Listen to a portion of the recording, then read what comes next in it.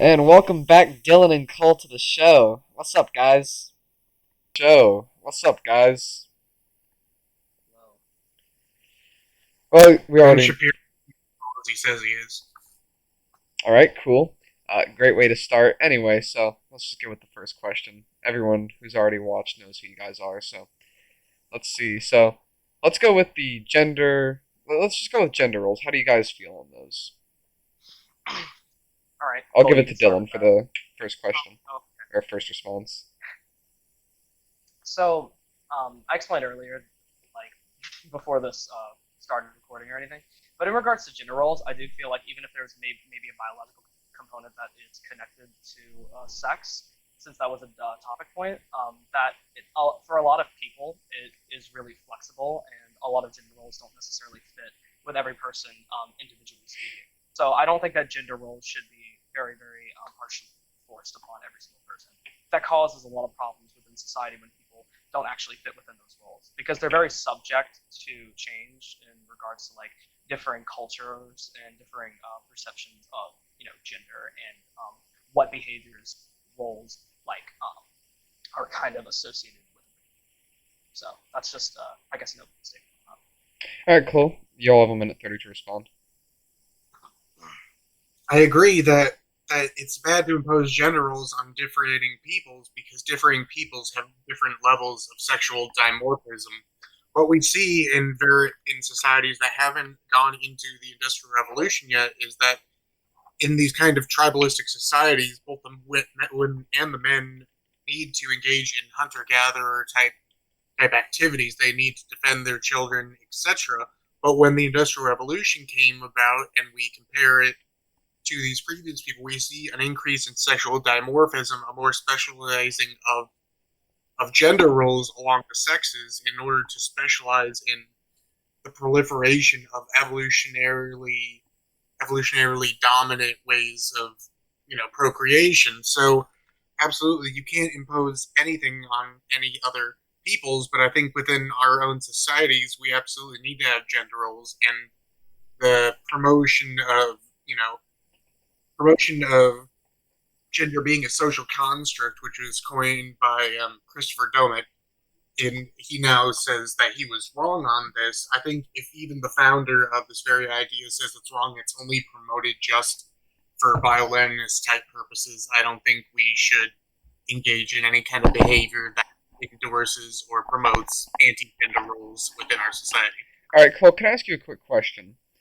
In that case, sorry. In that case, when you say the society, do you mean the American society or just like what do you mean by that? Highly dependent because it's not just the American ethnic base. This also applies to most Europeans, Hmm. some Asian groups, and it's really on a case by case basis. But I would say a good qualifier is if they naturally came about through their own industrial revolution. That's where we see a kind of a sexual dimorphism really make itself even more pronounced. All right, Dylan, you're gonna have 2 minutes to respond to that. Okay, I might not use up all of it, but thanks for the time. So in regards to that, my only problem with that is that I don't necessarily think that it would be bad to not make the gender roles of like what we typically see in like Western society of like men and women, like men obviously being like more dominant and the breadwinners, and then obviously women being like homemakers and more passive.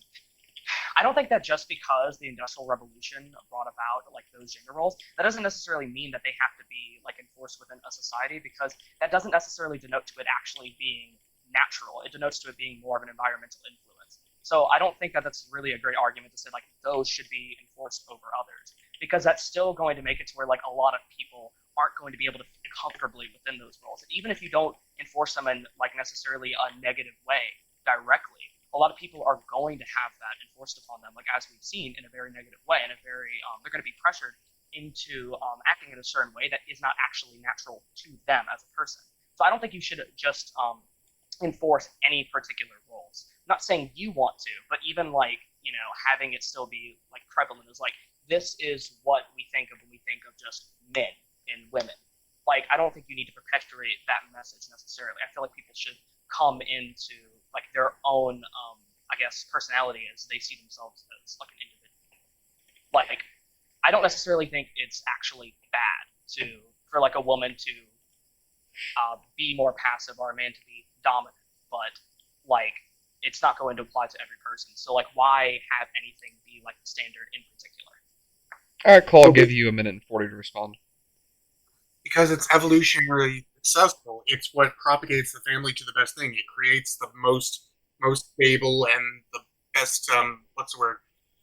The best aspiring generations. It creates generations that are able to create more good generations after that. If you destroy the gender roles, and I'm not even in our particular society, you don't even need to enforce gender roles. I would say if you don't even promote anti-gender role kind of propaganda or values, you would see a very standard bell curve on people who enact these gender roles. You would see like probably like 90 to 96% of the population all conforming to these gender roles anyway, and enforcing just this kind of narrative that you need to destroy gender roles or it's completely acceptable to be these opposite gender roles actually encourages these gender roles. It's not a matter of there's a society, there's an odd one out, we need to make way and give a little bit of extra consideration for this odd one out. It's a matter of all the odd one outs are perpetuating and saying we need more odd one outs. We need more kind of, as Dr. Durden would put it, spiteful mutants who want their own kind of what's the word I'm looking for? They want their heterodox to become the hegemony in terms that they are completely accepted as the norm by society. They don't want to be seen as a different outsider. The first step was to make themselves an alternative. The next step is to make themselves the default. All right, Dylan. I'll give you 2.5 minutes to respond to that. Go when you want. What was that last thing you said? Default? Yeah, the first step of getting your heterodox to become the hegemony is the first accept that you're an alternative. Then after that is to make yourself become the default. All right. Well, see, I don't necessarily believe that even if you, because you were saying that even if you weren't to enforce these rules, that people would naturally fall into them. Because given how we've established that a lot of these rules have become prominent because of the Industrial Revolution, leads me to believe that, like, in regards to like how the environment kind of reinforces certain things to people, that if you don't necessarily have the same like cultural manifestation of like these ideas of gender, and if you don't have like that basis for like a society, a lot of that came from industrialization, of course. If you don't have these things, then how are we to say that people are going to naturally fall into these roles if it is reliant upon environmental changes?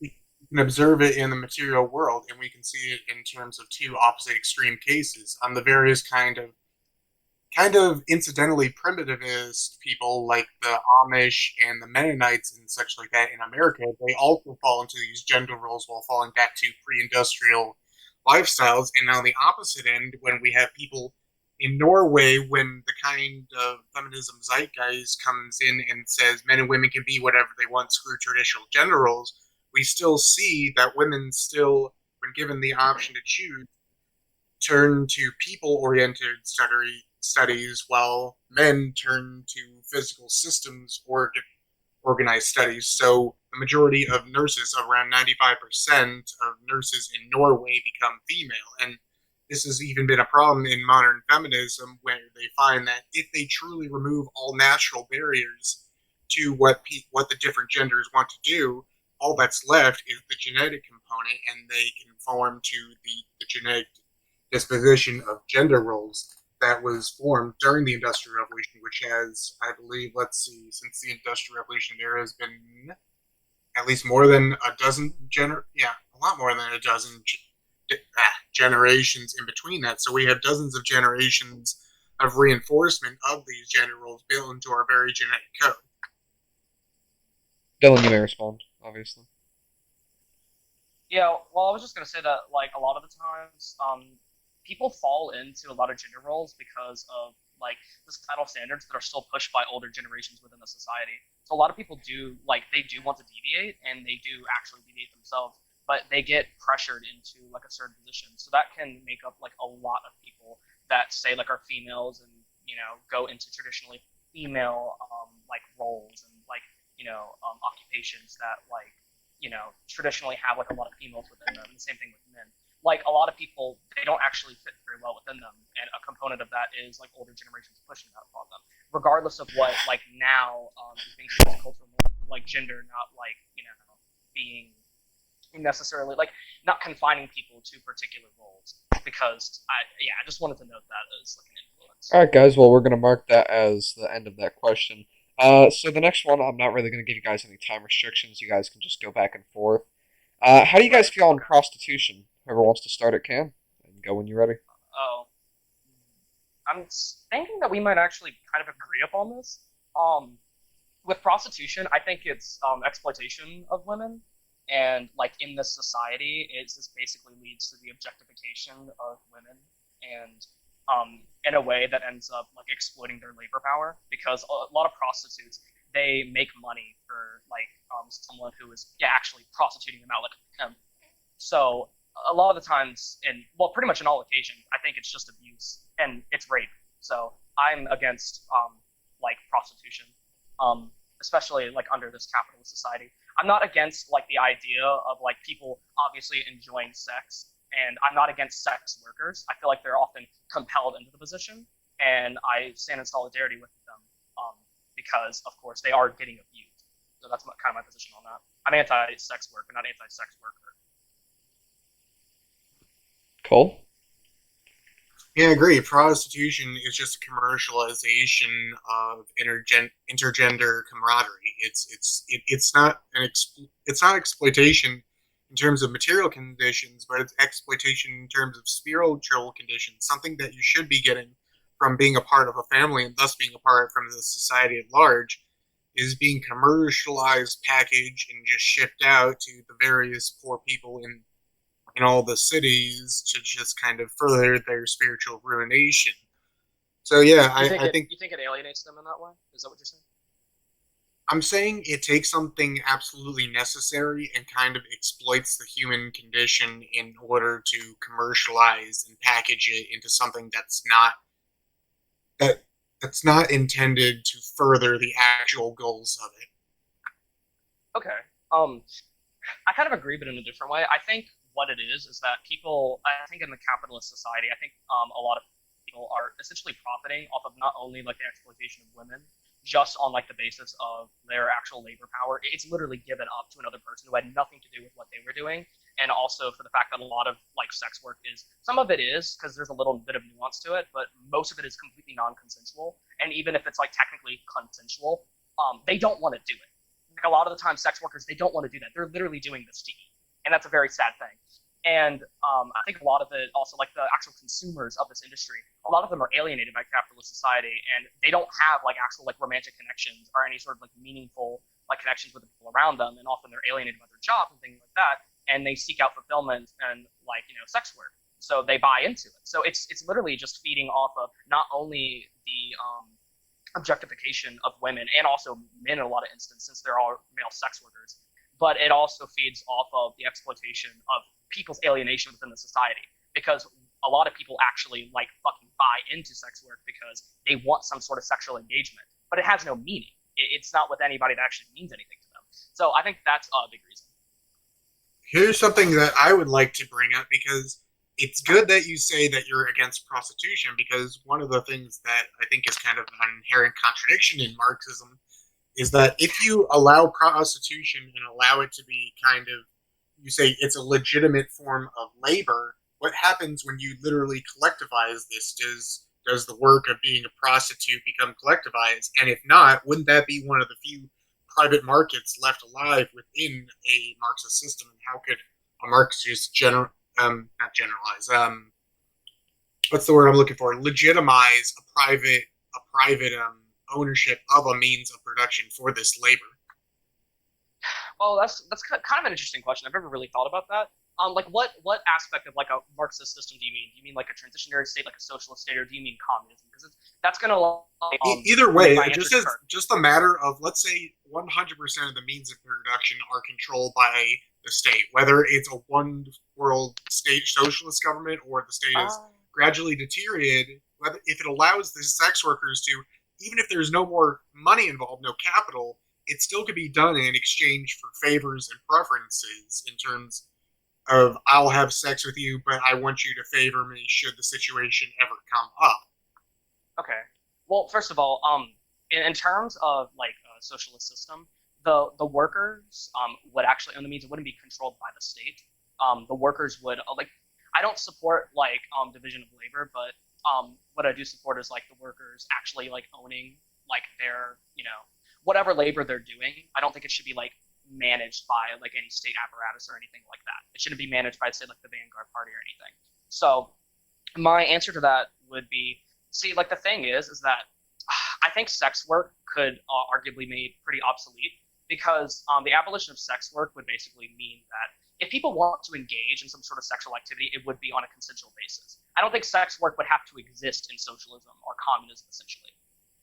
If people wanted to have like sexual engagements, it would just be for their benefit. It wouldn't be a form of like actually making a living anymore. That would not be absolutely necessary. Now, if you're talking about like when like this, if the sex work industry was collectivized, like a lot of those relations might not be made completely obsolete yet, but I think the abolition of them would be the goal because they are exploitative. And I think that essentially abolishing sex work would be pretty much a good response for that because I don't think it necessarily needs to exist. I think sex should be upon a consensual basis between both partners. It shouldn't be exploitative, or it should be like within like some sort of romantic relationship of some sort. And yeah, I don't think there would be any need for sex work in socialism or communism. But what about those women who literally have no other life skills? You say, I've been working as a sex worker for 40 years and I want to be continue to be a sex worker. It would seem to me a very contradiction of the very premise of the terms of workers' rights. If you had a worker who wanted to provide a specific type of labor and the state forbid them to because it couldn't be properly collectivized. Okay, that is an interesting rebuttal.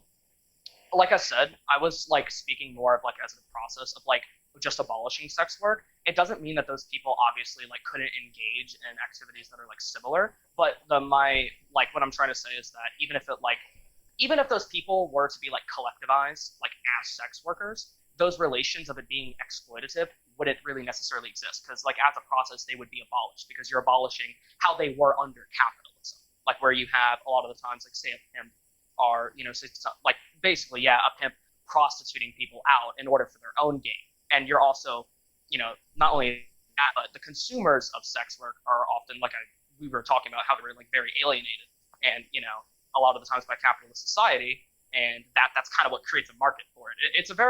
It's just a very disturbing thing, and I think that through like actually abolishing those relations that people could still engage in those activities if they wanted to, and it wouldn't have to be subject to the same exploitation that it was under like capitalism. That's not to say that like sex workers are just like completely like alienated from society, essentially.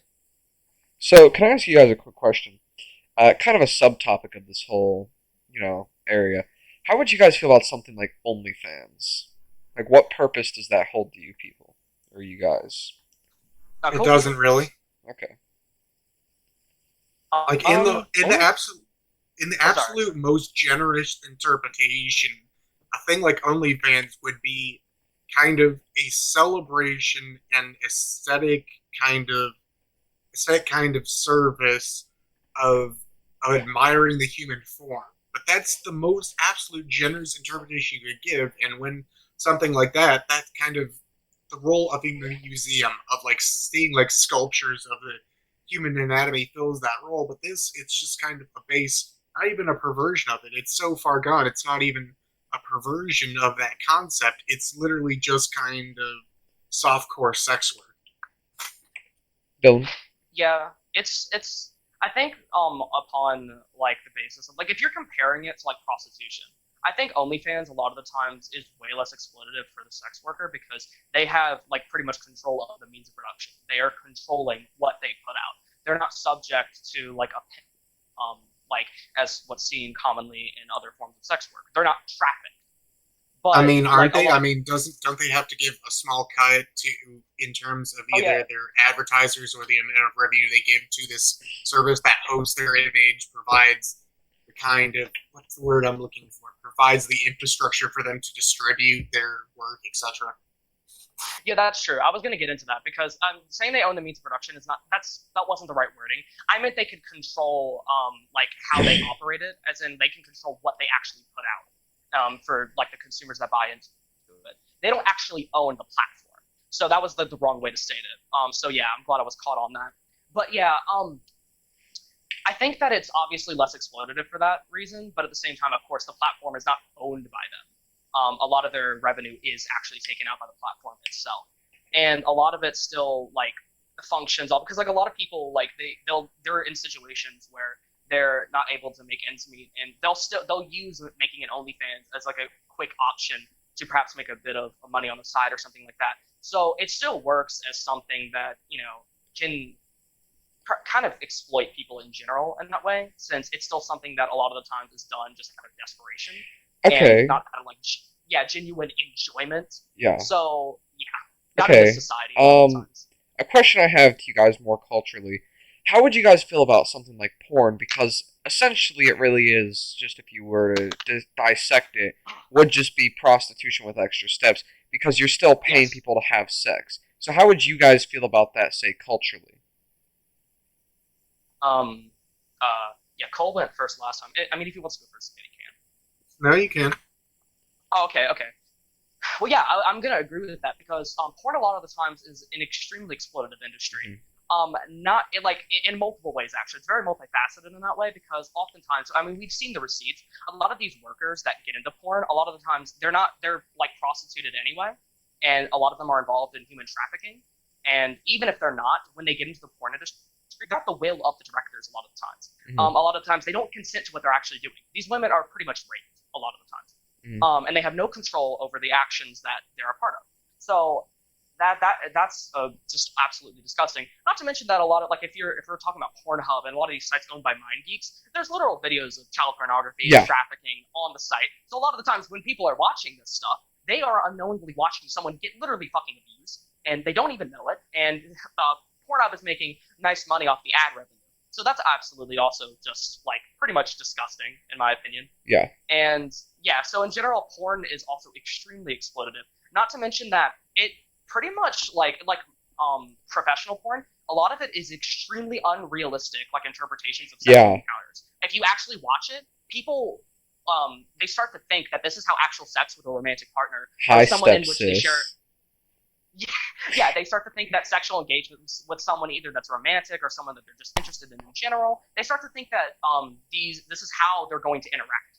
But that's not how it works. It's very unrealistic, and it leads to a lot of problems with how people operate, in terms of their sexual engagements. It leads to abuse, and also people, like a lot of the times, they'll literally get addicted to porn. That's a big problem, and they're not able to like legitimately be in a sexual encounter and actually perform and actually like a lot of times even feel comfortable are they're not even able to make their own partner feel comfortable because of what they think sex is supposed to be, and it causes a lot of problems. Also, porn causes a lot of insecurity for a lot of people. All right. Well, I guess I'll hand it off to Cole. I think you guys are probably going to agree on a lot of that. Yeah, we absolutely agree. The only difference is I have a wider kind of encompassing definition of porn, but because of that encomp- that wider composition of the category of porn, I also can't really argue for the illegalization of porn because I can recognize that there can be artistic value in some things that I would deem Right. pornography. However, again, I'm taking a very kind of, funnily enough, anarchist point of view that the society itself should be encouraging people not wanting to engage in and not wanting to consume porn. So I think that's the best possible thing. But I mean, if it got to a theorized state of it absolutely becoming such a huge problem that had to be illegalized, it would have to be quite severe, almost kind of to an apocalyptic level. But otherwise, I don't think it should be made illegal. Okay. Dylan, do you have any reviews to that? Because if not, we'll move on to the next question. I don't necessarily. I would add to it, but I don't have any. If you want to add to any it, you obviously reviews. can. That's totally Yeah, just acceptable. because it's more of a discussion at this Yeah. point. Yeah, like I think that obviously, like in a different like societal context, like if we didn't have like neoliberal capitalism as our current like status quo, I think that like the artistic qualities of say like technically making porn might be more prevalent because like there's examples of people who make like self-made porn and stuff like that to where it's not actually really that exploitative. It's more like a hobby for some people who just enjoy to share that. So I think that in a different societal context, that's more of what you would see because the exploitative nature of the current porn industry is taken out of the equation. I think that's pretty much the only like example of pornography that's really acceptable because it's more just people like sharing like some sort of like artistic I guess sexual content, I guess you could say. So yeah, that's all I wanted to add. Okay, so we're just gonna move on to the next question. This was kind of a little bit of a scrap, I guess, we had before the show started. What would you guys say the role of really just, I guess, trans, homosexuals, really just any non heteronormative sexualities in a Marxist revolution? And I believe Okay. it's Cole starting, right? Because I think you Yes, went cool starting. first. Okay, Yeah. Cole, you go. We kind of got into this before Connor started to record, but basically, the general idea is originally in original Marxist theory, there is a concept of Lumpenprolen, which are these people that take more from society than they put in and aren't actually part of the proletariat. The other people rebuffed and said that the doctrine has developed, but how the doctrine has developed is in the current, well, not absolutely current as in this present day, but within the recent memory of recent living memory of the current Marxists is it's a part of the bio-Leninist system that in order to encourage kind of the downfall of late stage capitalism, Marxists will give funding and support and material kind of aid to any kind of non hegemonic group within the particular things, such as transsexuals, homosexuals, Muslim extremists, just general psychopaths, anything like that. And they encourage that in order to try to tear down the capitalist system and cause a point where there is a huge crisis where the Marxist revolution can intervene. But the thing is, after that revolution, they no longer need these people that are perpetually upset and perpetually trying to tear down the system around them because they have the system they want. And thus, what they do is they simply get rid of those people, whether they execute them or put them in a labor camp or try to re-educate them is a different thing based on the context of history. But this happened as late as the 1980s and 1990s, and we're still seeing the effects of that. Of they created kind of a self-perpetuating system of this going on. And I would say in a Marxist revolution that it's kind of the inevitable end of these kind of anti-hegemonic groups that they are forced to either conform or they're just materially eliminated. Yeah. So I have a few issues with that.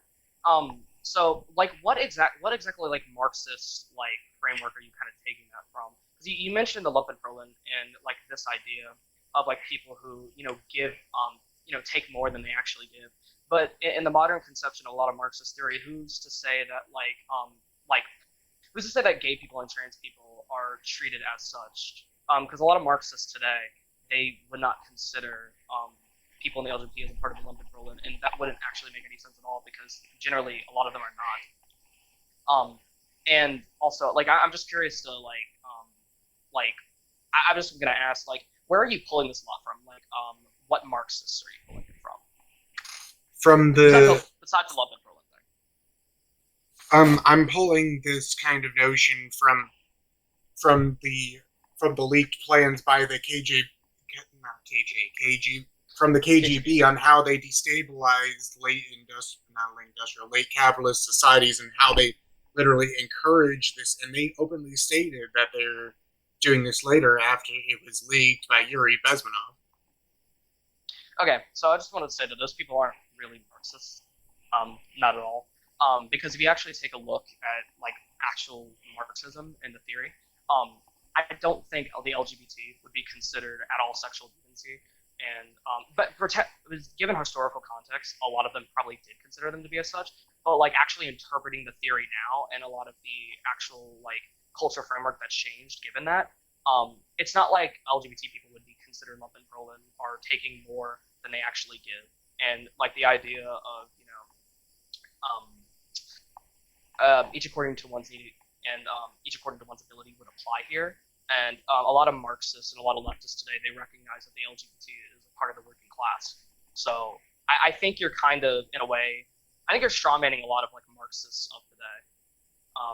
And I don't think that the KGB is a representation of Marxists. But it's not a straw man. It's literally happened, and it's demonstrably happening as we speak. The strawman is how you associate it with Marxist theory, because it's not that's not really Marxist theory. The KGB is not a representation of Marxism. That's like saying Stalin was completely a manifestation, not a manifestation, but a representation of like Marxist theory, like to a T. He wasn't. Like in a lot of ways, he understood a lot of things about Marxism, but he distorted other things. Well, the thing about Stalin is that's the end.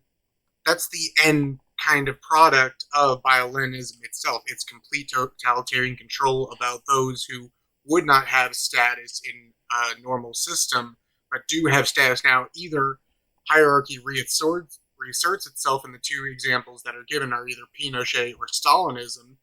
And both of these cases, they do away with the agitators of the previous late capitalist system, whether they're gay or they're just psychopaths or they're otherkin or they're Muslim traditionalists. No matter what, they really don't care as long as it's going against the hegemonic system that doing. They want any kind of polarization they can have in order to create a crisis so that they can intervene. Well, hold on, let me think for a second. Get a sip of my coffee.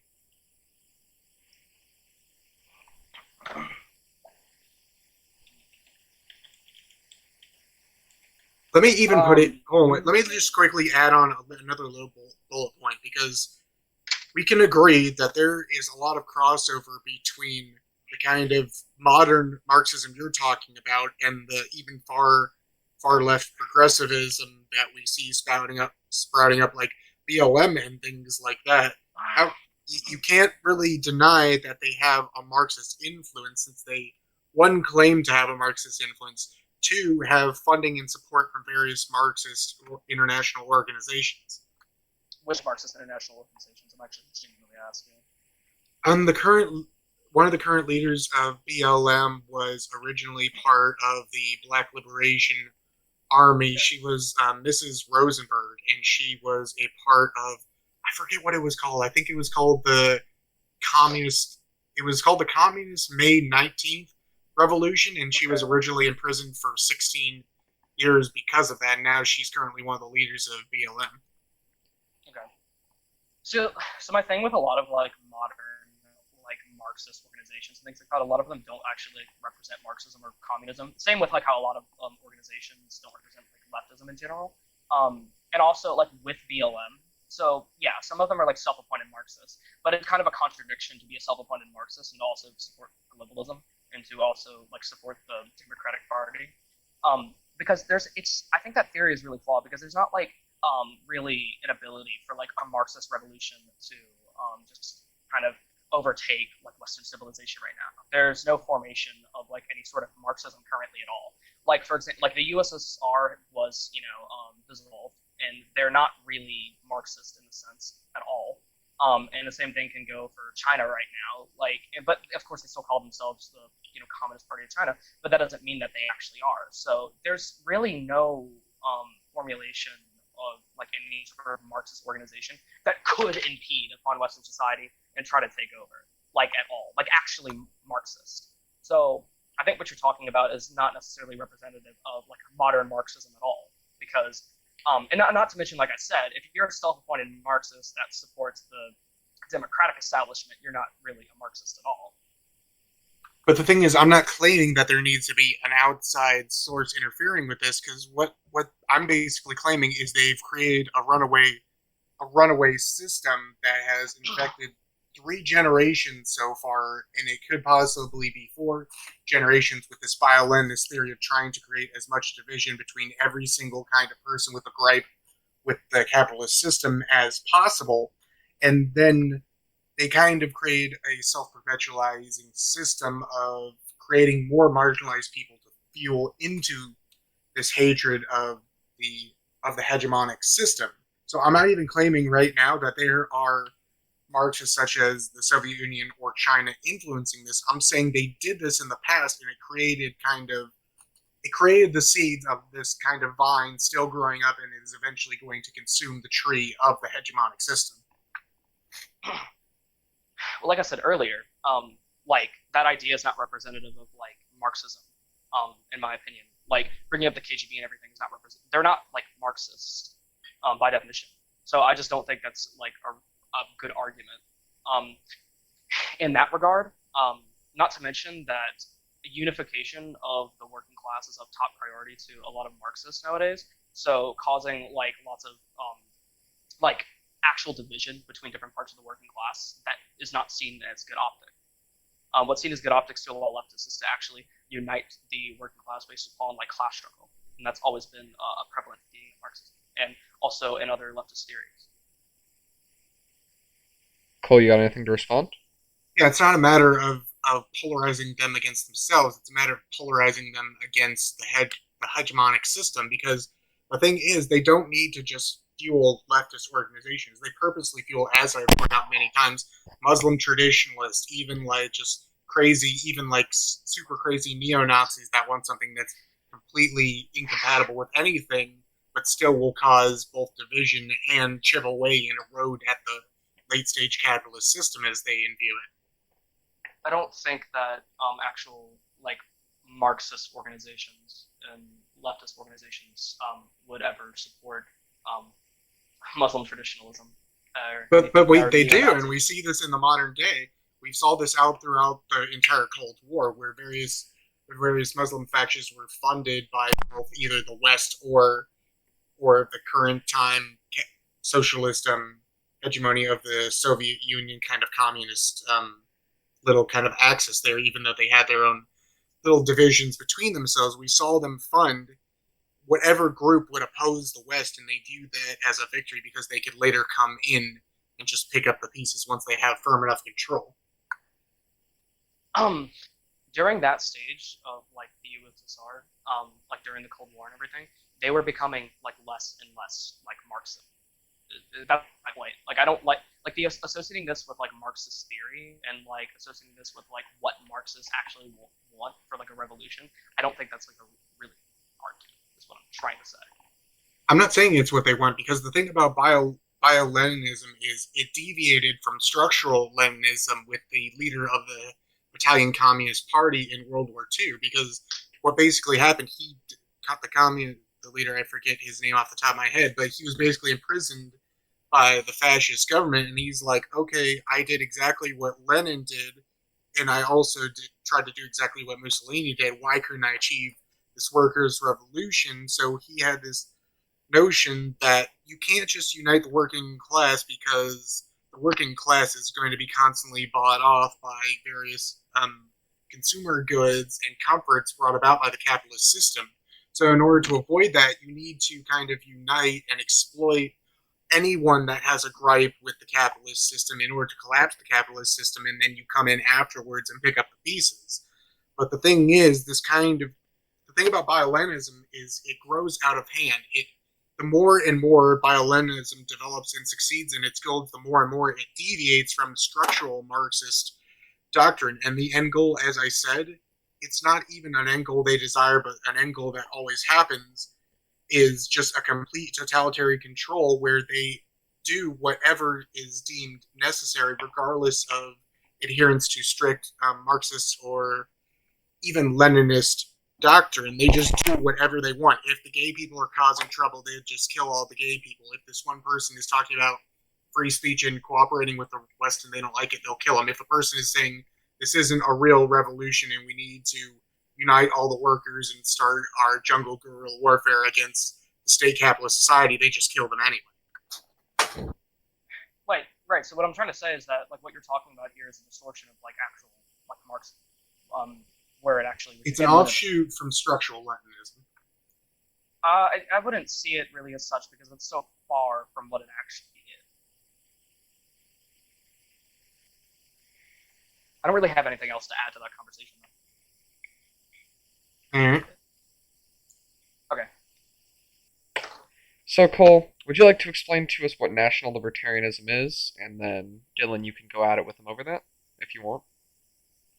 Alright, well, Cole, when you want, tell us your ideology, and Dylan, you can go at it if you'd like. Sure. All right, so I've written a book, and it's called. I'm not going to give the subtitle, but it is basically called National Libertarianism, and basically the conception is it starts with the National Socialist conception of what the state is, and the state is a representation of that people in terms of a metaphysical sense. It's a representation of that people both to themselves and to the international community around them. And thus every single state and the society they create will be unique to that particular people group. And thus with national libertarianism, America is too big to ever be centralized to be put into a national socialist state. Not only that, but there's also German characteristics of German National Socialism that applies only to them and wouldn't apply to America. So, thus America, while I think it doesn't take a firm stance on what the level of government involvement in day-to-day life should be or how much the government should have control over the economy, besides a protectionist system of creating a domestic economy, it says that depending on the specific context, there could be specific needs where almost totalitarianism is required if like extinction is about to happen. But in the ideal sense, the government would be as low as it needs to be because a cultural hegemony and just kind of the momentum of the populace at large would be the best in terms of efficiency and efficacy for establishing the societal norms around them, so you don't need a state interference at that level. So that's kind of the very core of what nationalist libertarianism is. Alright, Dylan, if you've got anything to go out over him, and you can if you want. But if not, you can just kind of talk about your ideology. Yeah, I guess I kind of have like a mix of opinions. I would say like in terms of leftism, I could be a bit of a platformist because I understand that given the different material conditions of different places, different tactics and different optics are going to be of use.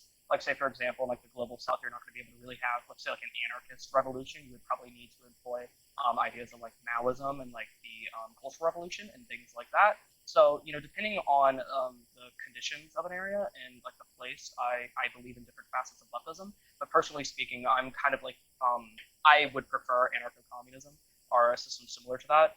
Even if it's not exactly like communism, things that are kind of similar, or just like libertarian socialism or something of that nature. So yeah, that's kind of where I stand ideologically. I mean, I could go into more detail, but that's just the basis.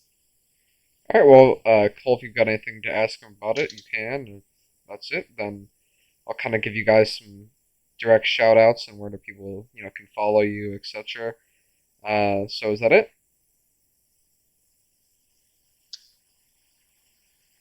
I'll take that as a yes. I think so. Okay. Yeah. So to give them a quick shout-out, he is Marxist-Leninist, right, on Instagram? No, it's actually it's Markiplier. Oh, sorry, Markiplier on Instagram. Cole, if you want, I can shout out pretty much anything for you. Just give me a link to it. And will you both be available for the 2020 election stream? Sure. All right, based. Yeah, sure. Based, bro, based. So I think that'll be about it. Thanks for watching if you stuck around.